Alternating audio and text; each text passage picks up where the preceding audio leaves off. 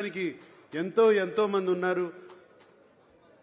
ఇక్కడే కాదు, internationally nationally దేశమంతా ఇక్కడ నుంచి బయటకు వచ్చిన విద్యార్థులు ఎంతో మంది ఉన్నారు.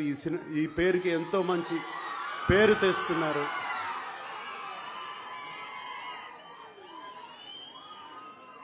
ఇక్కడ నేను కోరుకునేది, already ANR college management skill development start చేస్తున్నారని విన్నాను. దానికి రేపు నారా లోకేష్ గారు వస్తున్నారు ఇక్కడికి.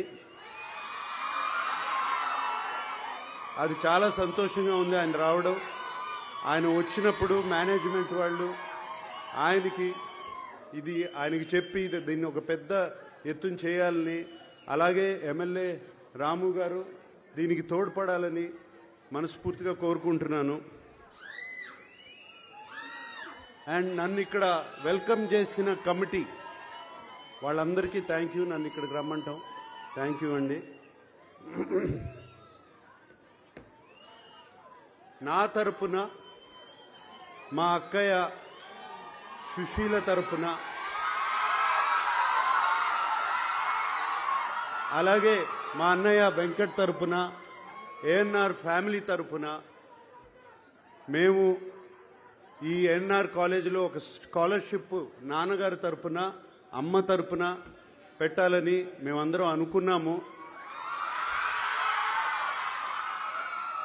దానికోసం మేము 2 కోట్ల రూపాయలు, అంటే 2 crore rupees ఇవ్వాలని, దాని ఫార్మాలిటీస్ అన్ని ఏఎన్ఆర్ మేనేజ్మెంట్తో మాట్లాడి అది ఎలా చేయాలి అని ఇమీడియట్గా చేద్దామని.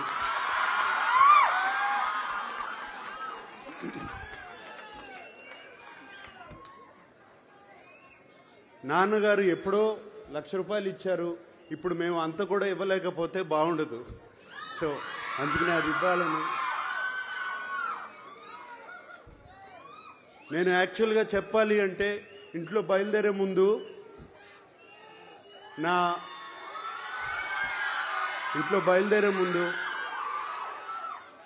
పిల్లలు, నా శ్రీమతి అమల, మీ అందరికీ హలో చెప్పమని చెప్పి, ఏంటి ఒట్టి చేతులతో వెళ్తారా, ఏదన్నా తీసుకెళ్తారా అని చెప్పింది.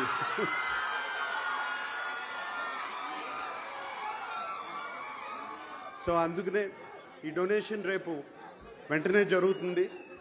అంతేకాకుండా ఇంత ప్రేమ, ఇంత అభిమానానికి థ్యాంక్ యూ సో మచ్.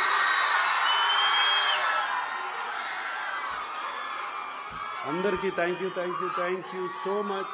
అలాగే పిల్లలందరూ వచ్చిన దగ్గర నుంచి ఒకటే,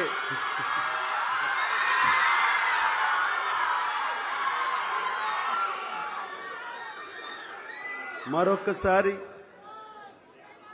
నన్ను ఈ 75 years డైమండ్ జూబ్లీ ఫంక్షన్కి ఇన్వైట్ చేసిన ఏఎన్ఆర్ కాలేజ్ మేనేజ్మెంట్కి అందరికీ మరొక్కసారి థ్యాంక్ యూ చెప్పుకుంటూ సెలవు తీసుకుంటున్నాను. Thank you. ధన్యవాదాలు సార్. మా అందరినీ గుర్తుంచుకున్న శ్రీమతి అక్కినేని అమల గారికి కూడా ధన్యవాదాలు తెలుపుకుంటున్నాం ఈ వేదికపై నుంచి. ఇప్పుడు ఏఎన్ఆర్ గారి మీద యార్లగడ్డ లక్ష్మీప్రసాద్ గారు రచించిన పుస్తకం ప్రధానమంత్రి గారి ఆవిష్కరించారు. ఆ ప్రతిని నాగార్జున గారి చేతుల మీదుగా మన ప్రిన్సిపల్ గారికి ఇవ్వవలసిందిగా కోరుచున్నాము.